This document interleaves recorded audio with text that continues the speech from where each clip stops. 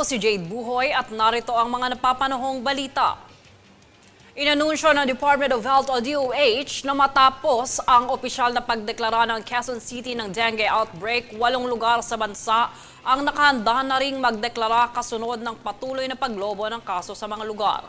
Bagamat hindi pa pinangalanan ng DOH ang listahan ng 8 pang LGU na magdedeklara na rin ng outbreak, ito'y sakop ng Region 4A, Region 3 at Metro Manila. Itinuturing dahilan dito ay ang maagang pagsisimula ng tag-ulan sa bansa kung saan lumilikha umano ito ng mainam na kondisyon sa pagdami ng mga lamok na lalong magpapalala sa problema sa dengue.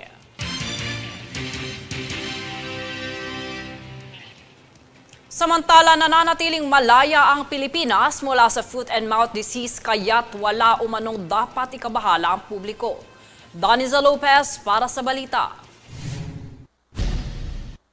Sa pahayag na inilabas ng Bureau of Animal Industry o BAI, ay kinumpirma nito na walang kaso ng foot and mouth disease sa Pilipinas. Paglilinaw ng BAI, magkaiba ang foot and mouth disease sa hand, foot and mouth disease dahil ang foot and mouth disease ay nakakaapekto sa mga hayop, samantala ang hand, foot and mouth disease naman ay nakakaapekto sa mga tao. Kaya't mas pinaigting nito ang mga hakbang para bantayan ang kalagayan ng mga hayop sa bansa. Kaakibat ng Department of Agriculture o DA ay isinasagawa nitong regular na health monitoring sa mga hayop, striktong pagpapatupad ng border controls at temporary bans. Pinaalalahanan din nito ang mga livestock owner na bantayan at maging alerto sa anumang sintomas na makita sa mga hayop. Hinikayat din ito ang pagbibigay alam sa ahensya sakaling mayroong maobserbahan na hindi pangkaraniwan sa mga alaga nitong hayop. Daniza Lopez, nag-uulat para sa Golden Nation Network.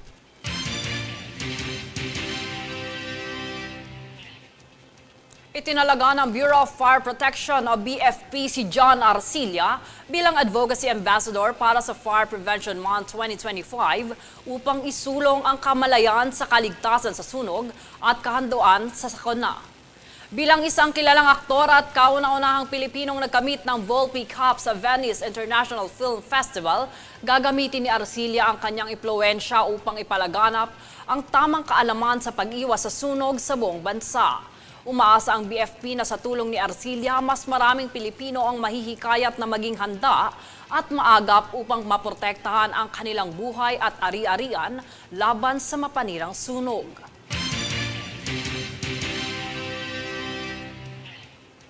Kami ang boses ng pagbabago. Ako si Jade Buhoy at ito ang News Force. Sa ulo ng mga balita, price freeze sa produktong LPG cylinders at kerosene idineklara sa buong munisipyo ng Nara, Palawan. 8 lugar sa bansa nakahanda na ring magdeklara ng dengue outbreak. DOJ, nilinaw na maaaring magsagawa ng investigasyon ng NBI kaugnay ng pahayag ni dating Pangulong Duterte na pagpatay sa 15 senador. SSS, posibleng magbawas ng interes sa salary at calamity loans. Olympian EJ Obiena, naitala ang season's best na 5.80 meters gold win sa Copernicus Cup. Pagdagsa ng mga tao sa tren sa India, nauwi sa stampede, mga pasahero lalahok sana sa Holy Week. Patas at pantay na balita, komprehensibong ulat para sa pulso ng masa.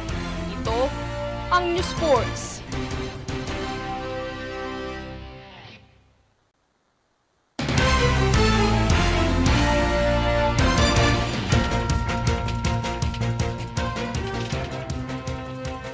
Ako si Jade Buhoy at narito ang mga napapanahong balita. Naitala na DSWD Disaster Response Management ang 6,333 katao na apektado ng kamakailang Intertropical Convergence Zone o ITCZ. Samantala, 6 na barangay naman at mahigit 1,000 pamilya ang nasalanta mula sa rehiyon ng Eastern Visayas, Zamboanga Peninsula at Sacsurgen. Nasa higit 500,000 piso naman ang kabuuang halaga ng DSWD Humanitarian Assistance, habang 2 bilyong piso pa ang available relief resources.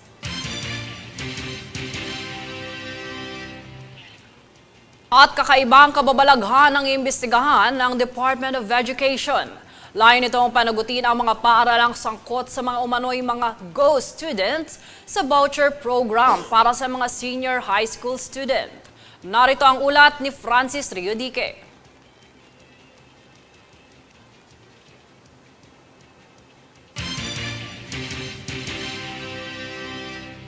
Nagbabala ang mga eksperto sa mas dumarami pang listahan na panganib na dala ng Artificial Intelligence o AI.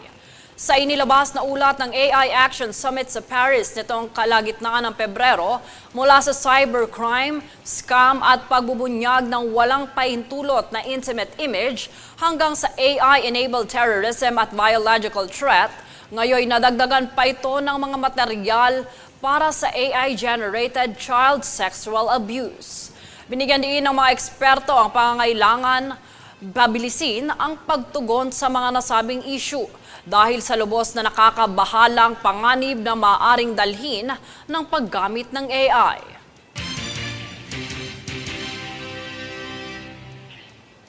Kami ang boses ng pagbabago. Ako si Jade Buhoy at ito ang News Force. Sa ulo ng mga balita. Price freeze sa produktong LPG cylinders at kerosene idineklara sa buong munisipyo ng Nara, Palawan.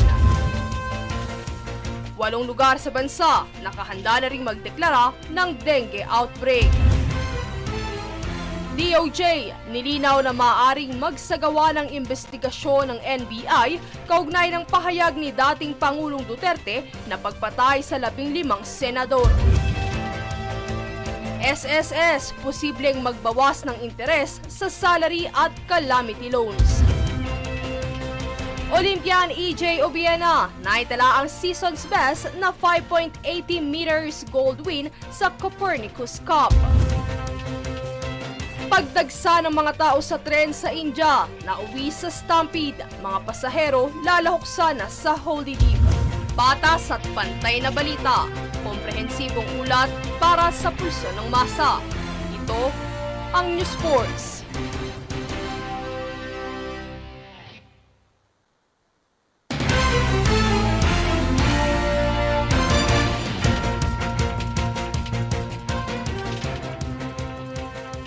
Ako si Jade Buhoy at narito ang mga napapanahong balita. Bunsod ng indineklarang state of calamity sa buong munisipyo ng Nara sa Palawan dahil sa matinding pabahan na nararanasan ng lugar, muling nag-anunsyo ang Department of Energy o DOE ng price freeze sa mga produktong liquefied petroleum gas o LPG cylinders na 11 kilograms pababa at sa kerosene. Kasalukuyan itong epektibo para sa buong munisipyo at magtatagal ang bisa ng 10 araw buhat ng deklarasyon ng State of Calamity.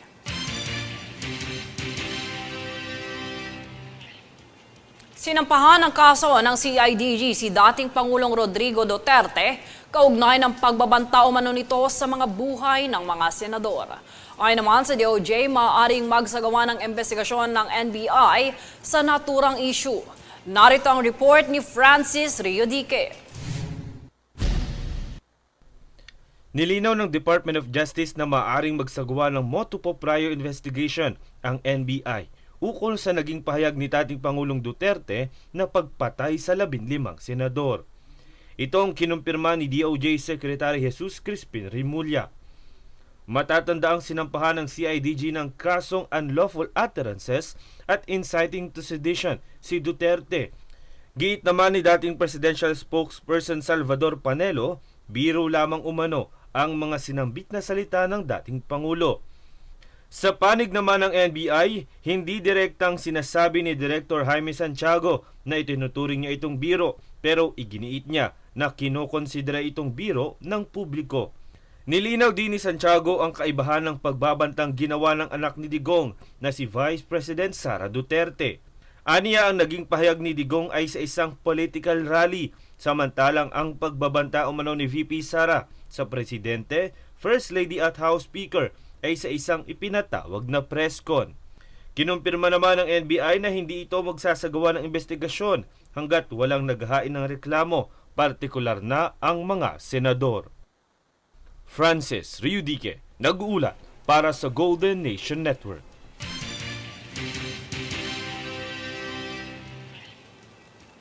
Samantala, magandang balita po, pinag-aaralan ng Social Security System o SSS na bawasan ng interest rate sa calamity at salary loans.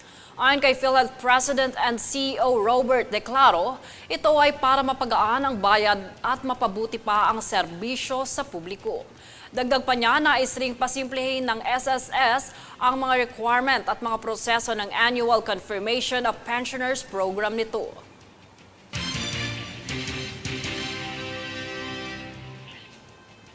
Kami ang boses ng pagbabago. Ako si Jade Buhoy at ito ang News Force. Sa ulo ng mga balita, price freeze sa produktong LPG cylinders at kerosene idineklara sa buong munisipyo ng Nara, Palawan. 8 lugar sa bansa nakahanda na ring magdeklara ng dengue outbreak. DOJ nilinaw na maaaring magsagawa ng investigasyon ng NBI kaugnay ng pahayag ni dating Pangulong Duterte na pagpatay sa 15 senador. SSS posibleng magbawas ng interes sa salary at calamity loans. Olympian EJ Obiena naitala ang season's best na 5.80 meters gold win sa Copernicus Cup. Pagdagsa ng mga tao sa tren sa India na uwi sa stampede, mga pasahero lalahok sana sa Holy Deep. Patas at pantay na balita, komprehensibong ulat para sa pulso ng masa. Ito ang News Force.